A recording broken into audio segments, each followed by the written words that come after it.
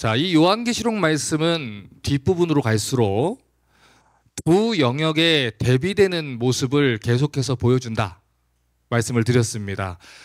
특별히 20장은 끝까지 믿음을 지켰던 성도들과 또 끝까지 회개하지 않고 범죄한 사람들에게 역사의 마지막 날에 어떤 일이 벌어지느냐, 이 사실을 계속해서 얘기를 하고 있지요.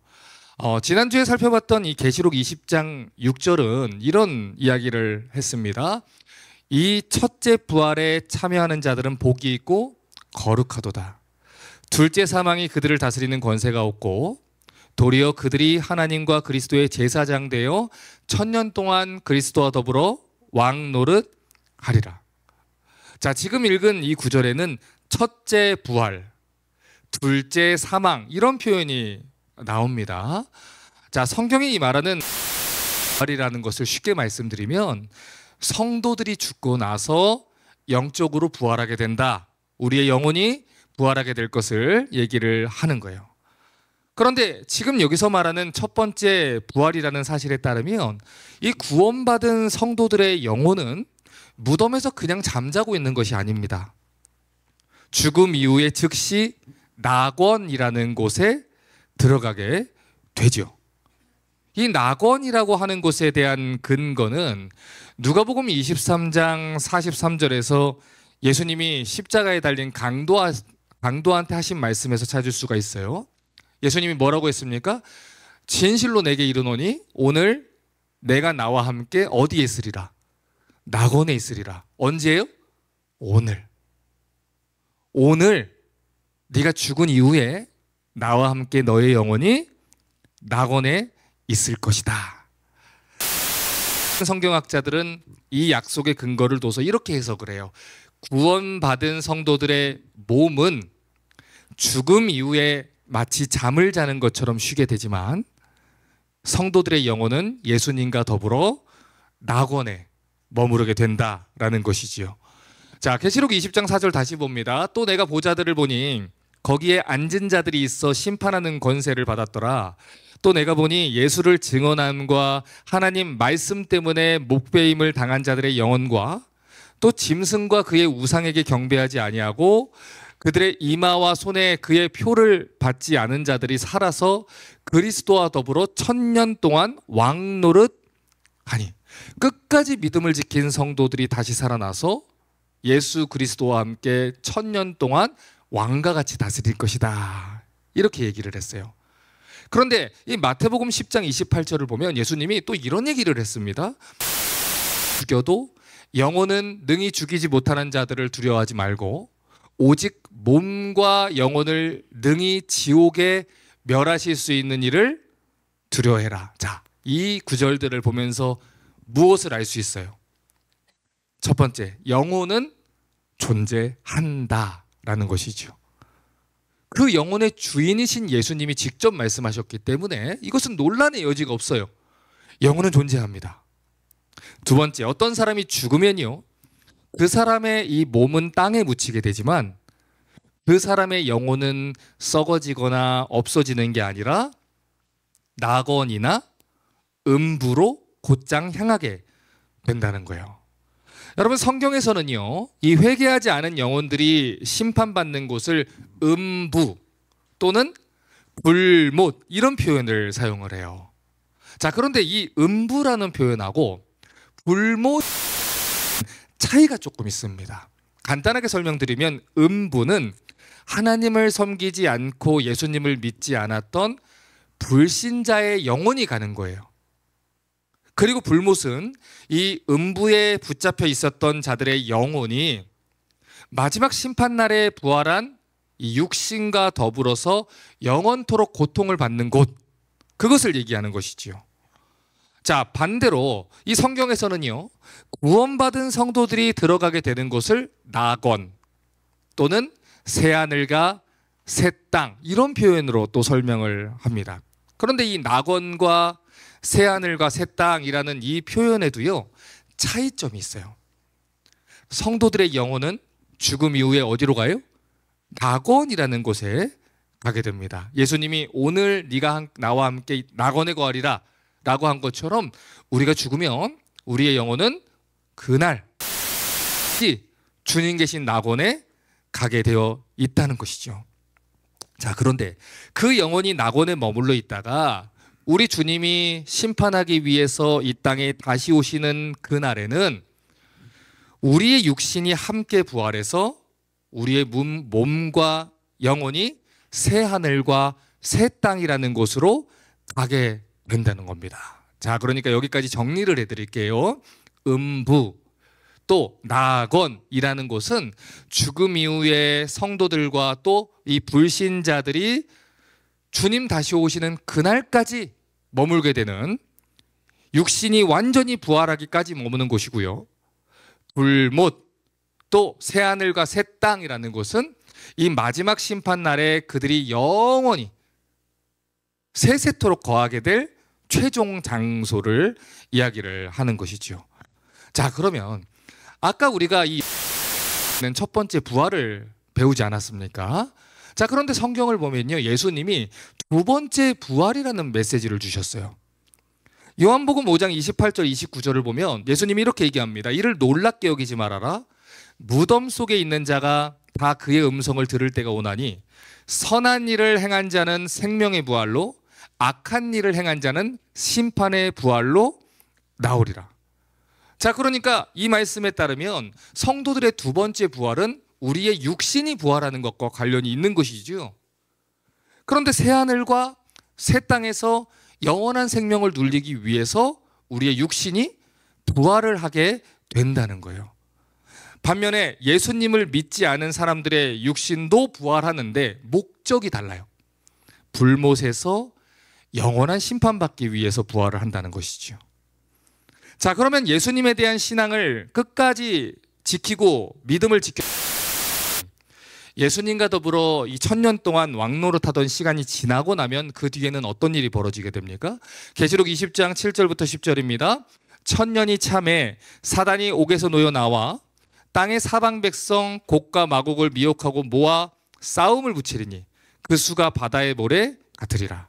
그들이 지면에 널리 퍼져 성도들의 진과 사랑하시는 성을 두루매 하늘에서 불이 내려와 그들을 태워버리고 그들을 미혹하는 마귀가 불과 유혹 밑에 던져지니 거기는 짐승과 거짓 선지자도 있어 세세토록 밤낮 괴로움을 받으리라. 자, 성경은 제일 먼저 이 1000년이 지나면 마귀가 잠시 놓이게 된다, 이렇게 얘기를 해요. 20장 3절 보면 이렇게 얘기했어요. 무저갱에 던져 넣어 잠그고 그 위에 임봉하여 1000년이 차도록 다시는 만국을 미혹하지 못하게 했는데 그 위에 반드시 잠깐 놓이리라. 마귀가 잡혀 있었던 감옥에서 잠깐 놓이게 되는 일이 벌어진다는 거예요. 이 시기가 바로 우리가 종말의 때라고 불리는 예수님이 재림하시기 전까지의 시간입니다. 그래서 이 마귀가 군대 귀신이라는 이름으로 또 그곳에 가서 사람들을 괴롭히고 사람들을 미혹하고 또 유혹하고 그 사람들이 하나님의 백성으로서 살지 못하도록 공격하는 그 모든 시간들이 지금 우리에게 존재를 하는 것이지요.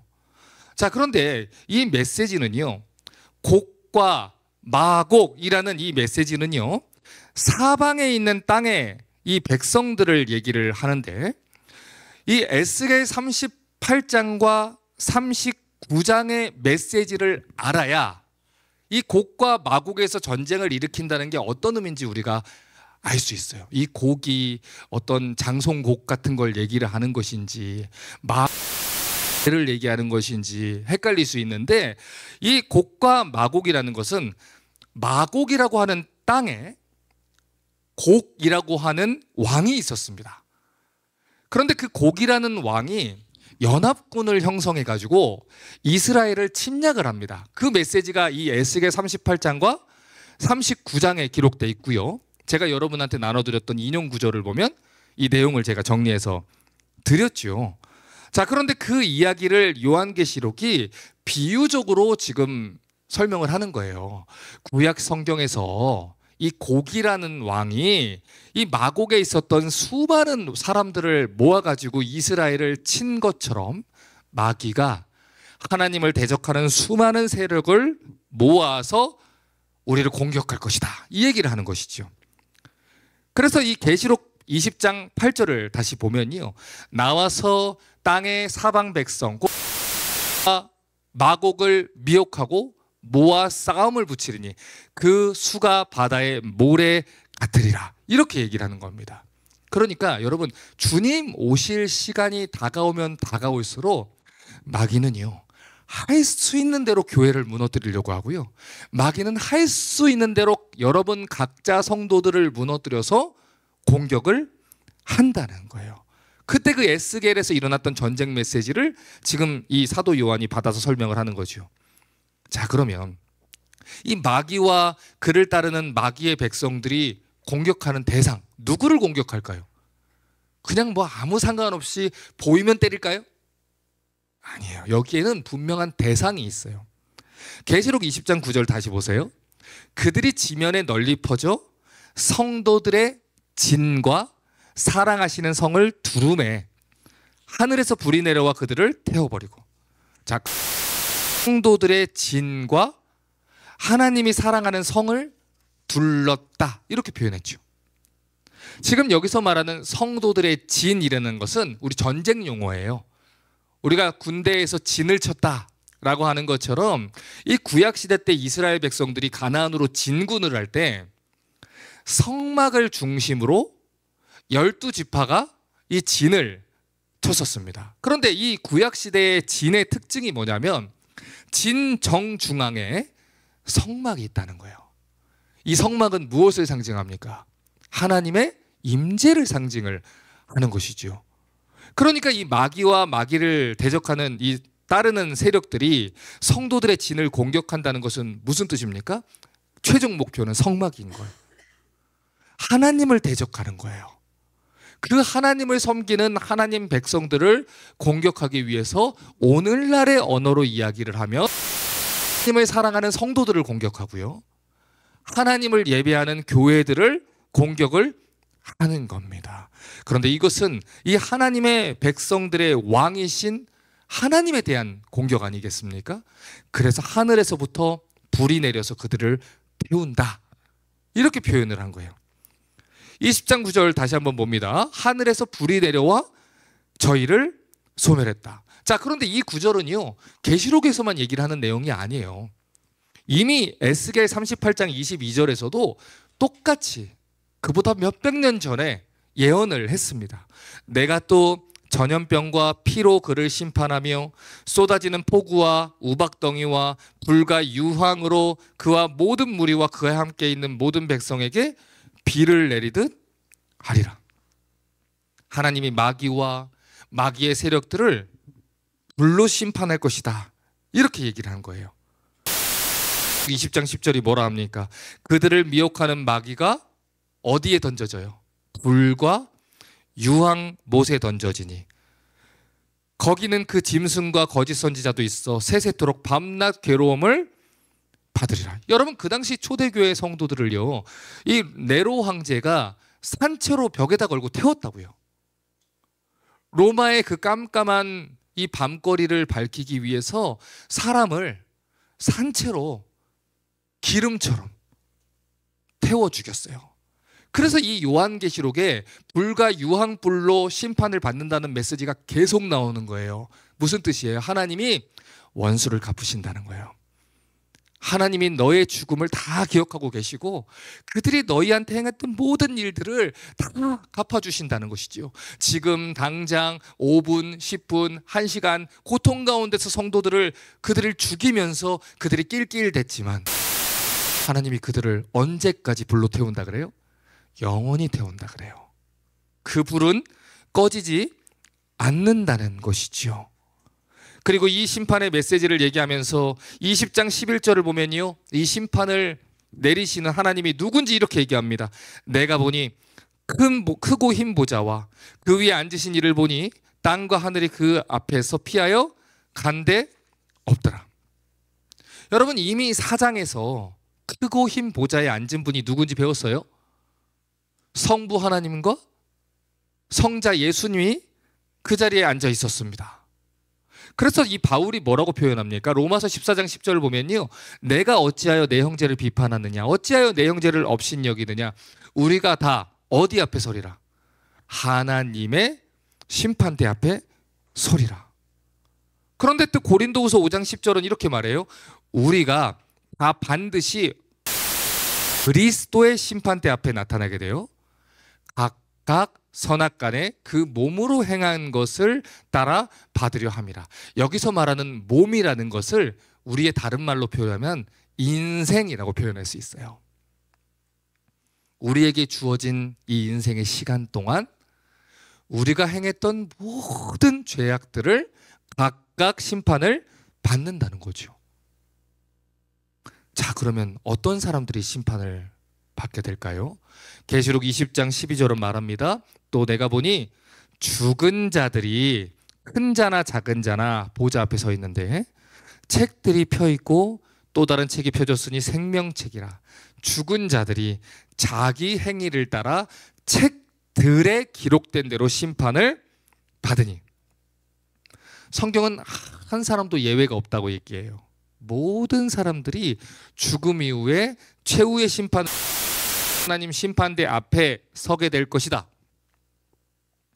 부자이든 가난한 사람이든 큰 자나 작은 자나 왕이든 종이든 남녀노소를 막론하고 모든 사람들이 심판을 받게 될 것이다. 이런 얘기를 하는 것이죠.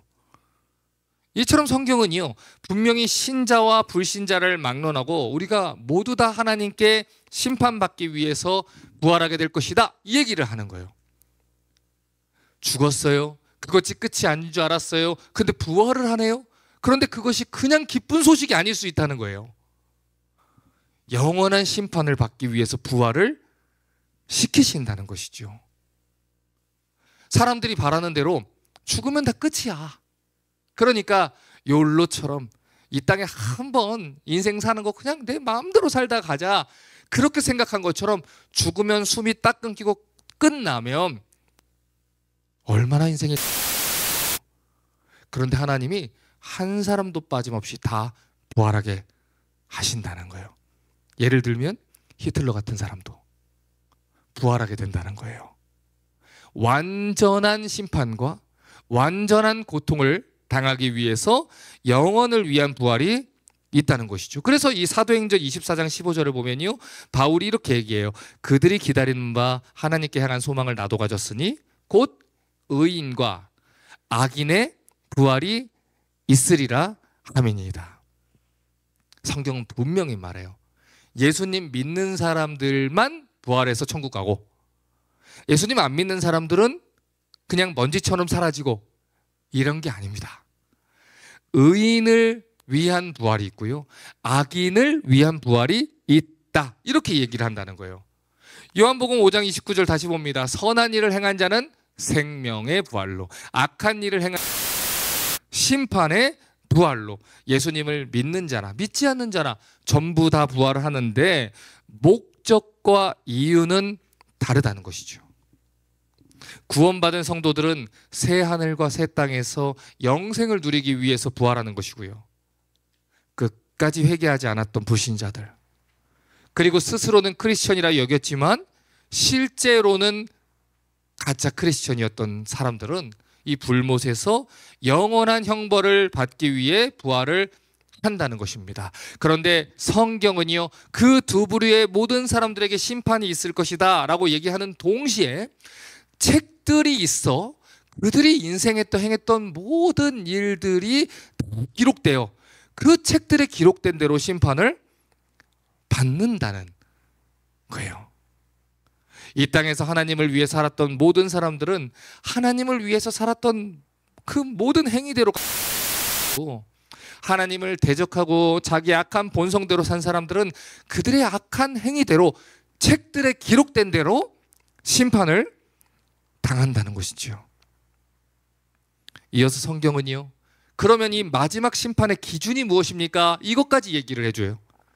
20장 12, 13절입니다. 또 내가 보니 죽은 자들이 큰 자나 작은 자나 보좌 앞에 서 있는데 책들이 펴 있고 또 다른 책이 펴졌으니 생명책이라.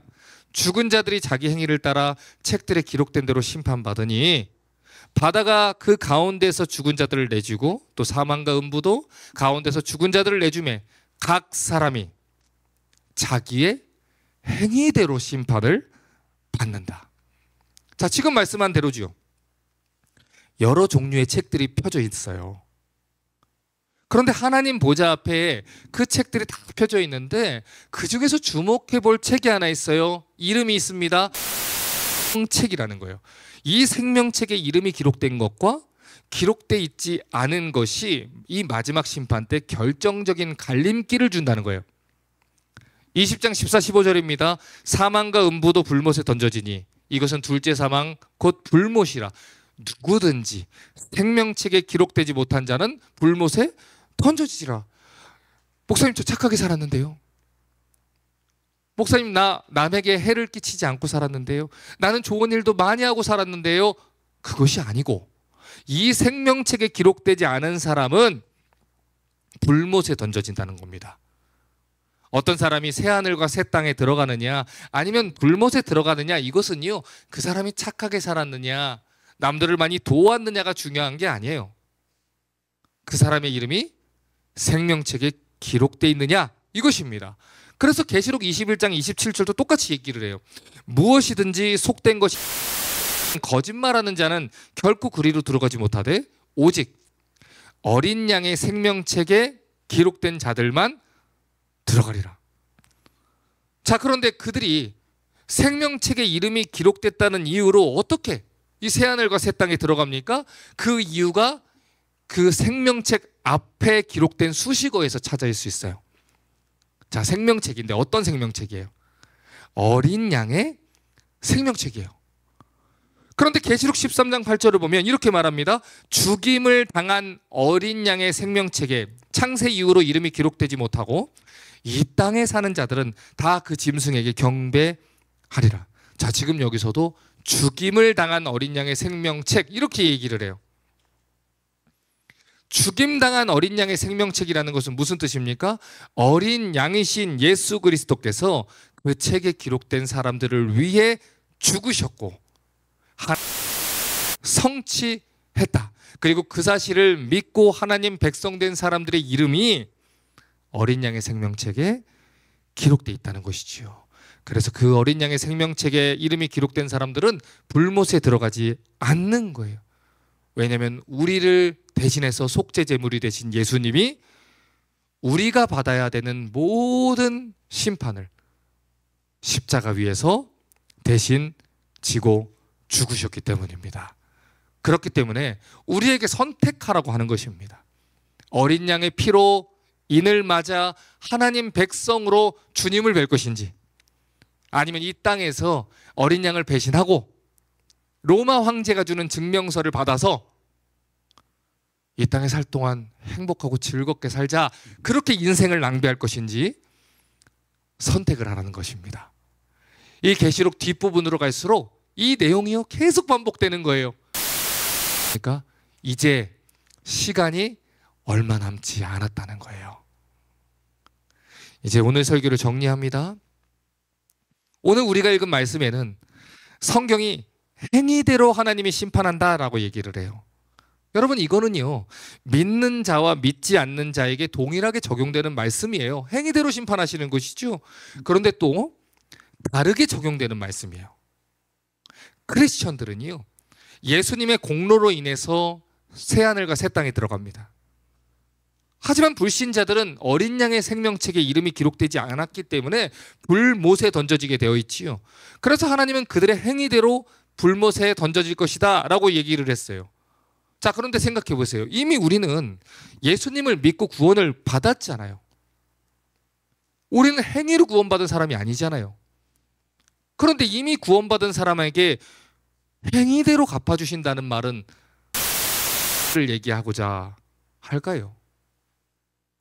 여러분 잘 들으셔야 돼요. 이거는요 하나님이 우리에게 약속하신 상급을 우리에게 주기 위해서 행위대로 갚아주시겠다는 뜻이에요.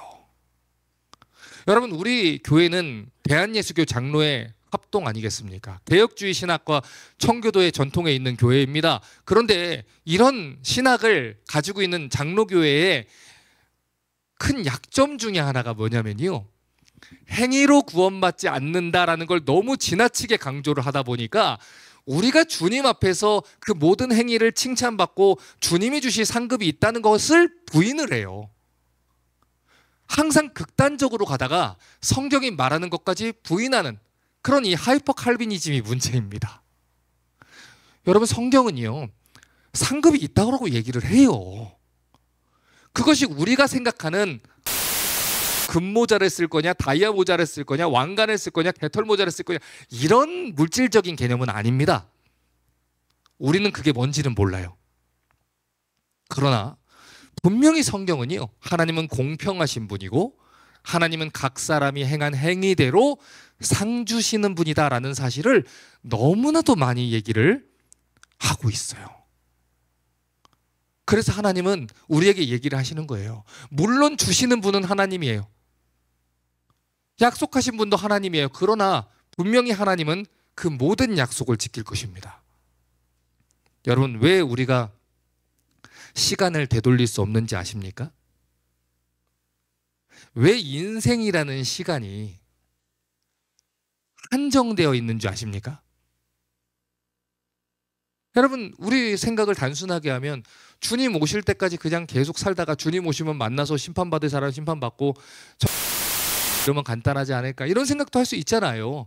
그런데요, 모세도 죽었고요, 여호수아도 죽었어요, 엘리야도 죽었고요, 엘리사도 죽었어요, 바울도 죽었고요, 베드로도 죽었어요. 예수님을 믿는 모든 성도들도 불신자와 더불어 다 육신의 죽음을 맞이했어요. 무슨 뜻이냐면 우리에게 주어진 인생이라는 것은요, 하나님께서 우리에게 허락하신 한정되어 있는 기회라는 걸 얘기를 하는 거예요. 아닌데요, 목사님, 엘리야는 불병거 타고 갔는데요. 여러분, 지금 그 얘기를 하는 게 아니고 인생에게 주어진 기회가 한정돼 있다는 얘기를 한다고요. 제가 지금 제가 말 실수한 걸 가지고 누가 눈동자가 흔들린 거 봐서 얘기 다시 한 거예요. 모래시계에 모래가 떨어지고요, 그 모래의 양이 한정되어 있는 우리에게 주어진 인생은 하나님이 주신 한정된 기회라는 겁니다. 이 짧은 인생은요, 예수님을 믿고 구원을 받을 수 있는 기회예요. 또한 예수님을 위해서 헌신할 수 있는 기회예요. 이런 기회는요, 인생이라는 두 글자 아래에서 우리 모두에게 유한하게 주어져 있다고요. 저는요, 우리 청년들한테 결혼을 빨리 해라, 그리고 결혼을 한 사람들한테는 한 살이라도 빨리 아이를 낳아라 라고 얘기를 해요. 신혼을 즐기고 싶은데요, 나중에 후회하지 말고 빨리 낳아라 라고 얘기를 했어요. 그리고 노년을 즐겨라 그러면 이렇게 얘기를 하는데, 이유가 뭔지 아세요? 내가 하나님께 가는 시간은 이미 정해져 있어요. 그러면 내가 이 아이와 하루라도 1년이라도 더 아빠로서 엄마로서 있어줄 시간 아니겠습니까? 너의 인생을 즐기는 거를 넣어두고 자녀에게 아빠로서 엄마로서 1년 더 있어주면 그것이 그 아이한테 얼마나 큰 선물이 될까? 이게 제가 가지고 있는 결혼과 아이를 낳는 철학이에요. 저는 이 자리에 있는 사람들 모두가 각자의 인생이 얼마만큼 허락되어 있는지 모릅니다. 만약에 우리 머릿속에 정말 영화처럼 몇 년, 며칠, 몇 시간 이렇게 해서 그게 막 시간이 돌아가는 게 보인다면 여러분, 우리가 인생을 허투루게 쓰겠습니까? 우리가 정말로 하나님 앞에 서서 우리의 행한 모든 대로 다 하나님이 갚아줄 거를 믿는다면 우리의 그 인생을 허투루게 쓰겠습니까? 이 자리에는요, 어떤 사람은요 50에도 70에도 죽을 수 있어요.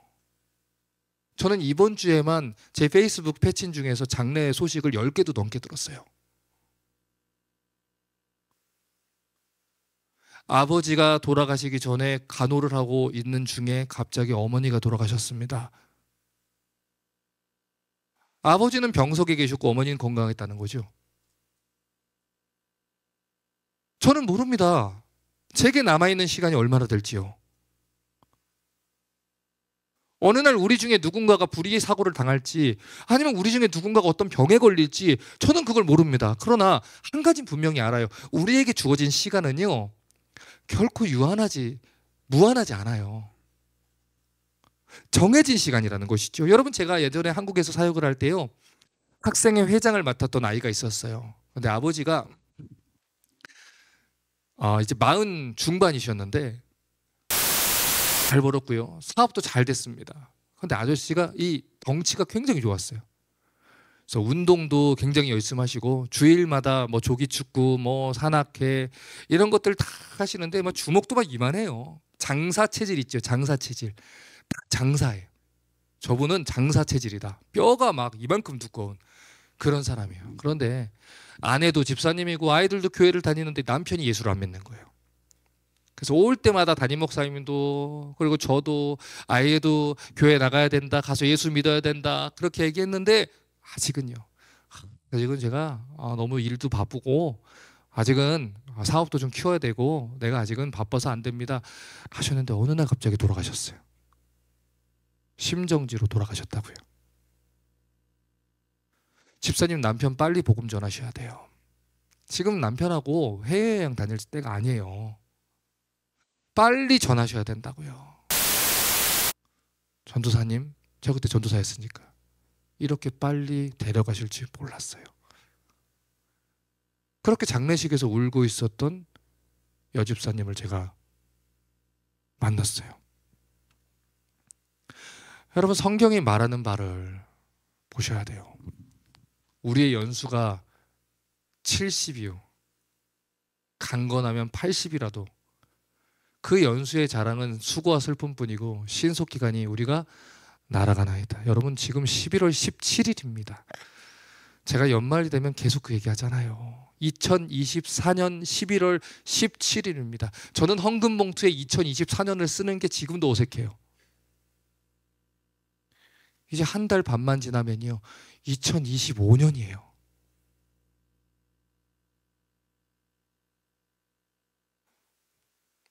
우리의 인생이 이 정도면 성공한 것 같습니까? 이만큼이면 잘 살고 있는 것 같습니까? 창조주요 심판주를 기억하십시오. 전도서 11장 9절을 꼭 염두에 두셔야 돼요. 청년이여, 내 어린 딸을 즐거워하고 내 청년의 날들을 마음에 기뻐하여 마음에 원하는 길들과 내 눈이 보는 대로 행하라. 그러나 하나님이 이 모든 일로 말미암아 너를 심판하실 줄 말라. 여러분, 이게 무슨 뜻입니까? 너 하고 싶은 대로 한번 살아봐, 이 뜻입니다. 너 하고 싶은 대로 살아라. 제가요, 저희 딸한테 2주 전에 그런 말을 했습니다. 학교에 있었던 숙제, 학교에 있었던 공부, 자기가 해야 되는 것들을 안 하고 그러고 있길래 제가 불러서 이렇게 조용히 얘기를 했어요. 딸, 아빠는 네가 대학에 가도 좋고 안 가도 좋아. 네가 비즈니스를 해도 좋고 네가 다른 일을 해도 상관없고 네가 패스트푸드에 가서 일을 해도 아빠는 여전히 너를 자랑스러워할 거야. 그러나 이 시간이 지나고 네가 만약에 대학을 가지 않고 너의 부주의함과 게으름 때문에 그 일을 하지 못해서 대학 진학을 안 하게 된다면 너는 그때부터 일을 해야 해. 그리고 그때부터 너는 우리 집에 방세를 내게 될 거야. 전기료와 방세와 식자재비와 그 모든 것들을 내게 될 거야. 너의 인생에 이제 책임을 지게 될 거야. 왜? 학생이 아니니까. 후회하지 말고 네 일 해야 돼. 너에게는 앞으로 3, 4년의 시간밖에 남지 않았어. 여러분, 그 시간은 너무 빨리 가는 시간이에요. 여기에 고등학생이 아니었던 사람이 있었던 사람이 있습니까? 난 중학생이 아니었다, 이 사람이 있습니까? 우리 어른들이 학창시절 얘기하면 막 노땅 취급하고 막 언제적 얘기를 하냐고 막 그런 분들이 있지요. 지금 그 얘기를 듣고 있을 겁니다. 다른 사람들한테. 걔들도 들을 겁니다. 여러분, 시간은 금방 가는 거예요. 하나님이 그 숨을 멈추게 하시면 여기 있는 사람들 중에서 내일 숨 쉴 수 있는 사람은 한 사람도 없습니다. 우리 중에 누군가가 감기에 걸려서 기침하다가 주님을 볼 수도 있는 것이고 오늘 현관문에서 나가다가 주님을 볼 수도 있는 것이고 샤워하다가 주님을 볼 수도 있는 거예요. 아침에 일어났는데 깨지 않을 수도 있는 거예요. 내가 너무너무 사랑하고 내가 대비해주고 보장해주고 아이의 미래를 준비해주고 하는 생각을 가지고 있었는데 그 아이들이 어릴 때, 그 아이들이 어른도 되지 않은 때 하나님이 나를 부르시면 우리는 아무것도 할 수 없는 거예요. 이제 계시록 설교도 끝이 다가옵니다. 그리고 우리의 인생도 결국 끝이 오게 될 거예요. 끝이 오기 전에 행위대로 갚아주실 하나님 앞에서 지혜로운 선택을 하셨으면 좋겠습니다. 여러분에게 맡겨주신 시간 함부로 쓰지 마십시오. 여러분에게 맡겨주신 재물 함부로 쓰지 마십시오. 여러분에게 맡겨주신 가정 함부로 쓰지 마십시오. 그 모든 것들을 주님을 위해서 쓰시다가 주님 만날 때에 책망받는 것이 아니라 행위대로 그 상급을 칭찬받는 여러분 되시기를 주님의 이름으로 축복합니다.